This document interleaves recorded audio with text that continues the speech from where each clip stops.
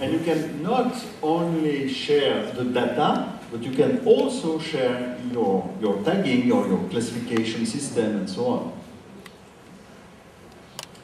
And finally, not finally, but the last step is the step of synthesizing information. For example, you write an article, a blog post, or you augment one particular article in Wikipedia, okay. Or you create a document in the Escola de Redes, and you put it at the disposal of the community. Okay. You create something that is a synthesis plus something original. And then you share this. Okay? You send a small message on Twitter, or you try to make this available by search engines, and so on. So there is a communication, and hopefully, maybe a conversation that can begin around what you have created. So this gives you new ideas, all this experience, and you go back to your attention management. Maybe you can redefine a little bit your priorities or your area of expertise. You have learned something new. You can connect to some new sources, or you can disconnect from sources that are no more relevant, and the cycle begins again. This is the personal knowledge management. If there is no personal knowledge management, you cannot have community knowledge management or social knowledge management or knowledge management by networks of people. Okay? If the people are not doing their job, it's not the network that's going to do it for them.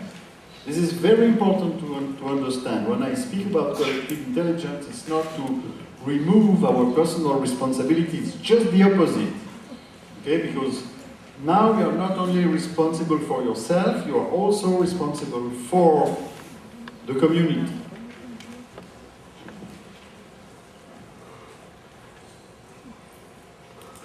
Now let's look at the cycle of social knowledge management. Here, these little circles, PKM, means personal knowledge management. So what's going on? You have what is outside the circle and what is inside the circle. What is outside is first an area of practice.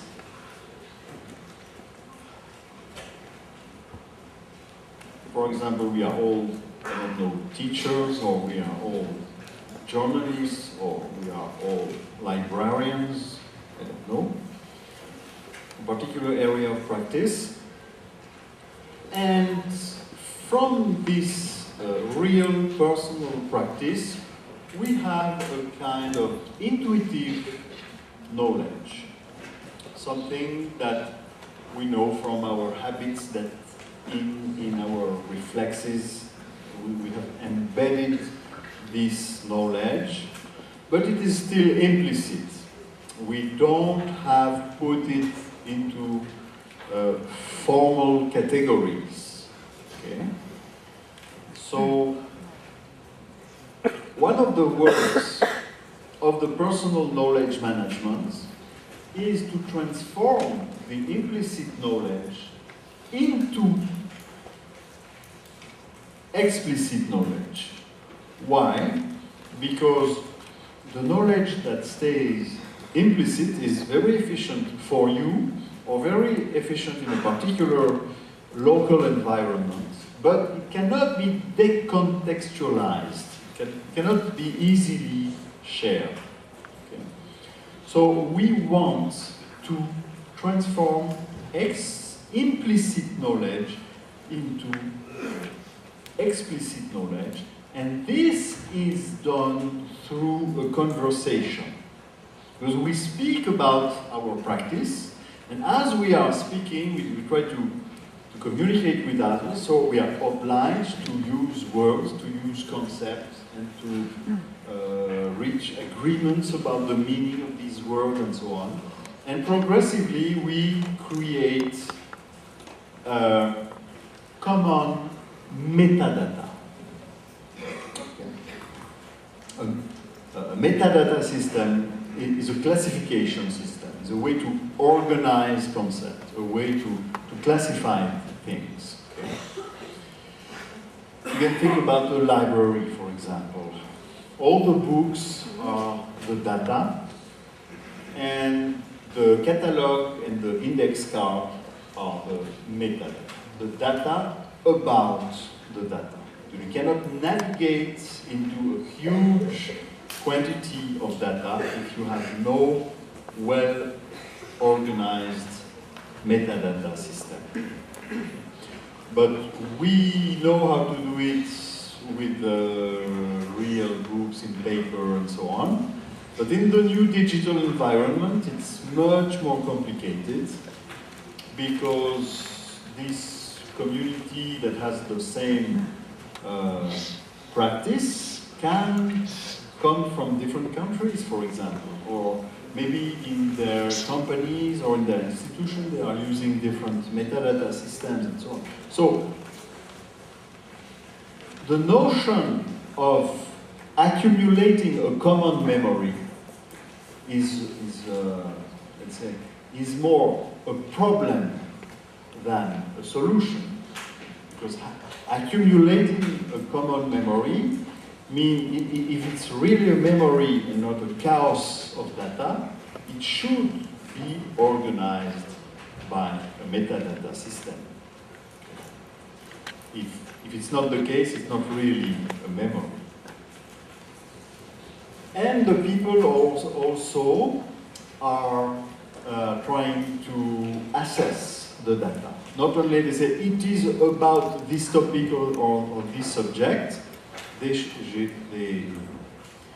should say also it is valuable in this situation, or it is not very useful if you are in this case, and so on.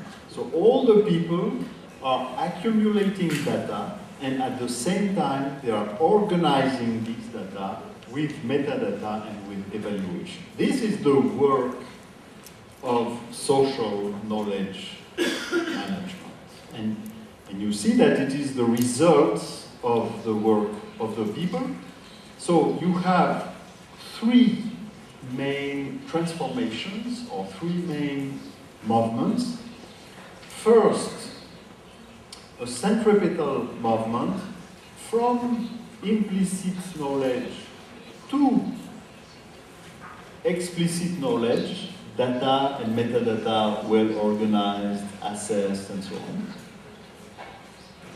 You have a movement of conversation about data, about metadata, about value, about what are we speaking about, okay?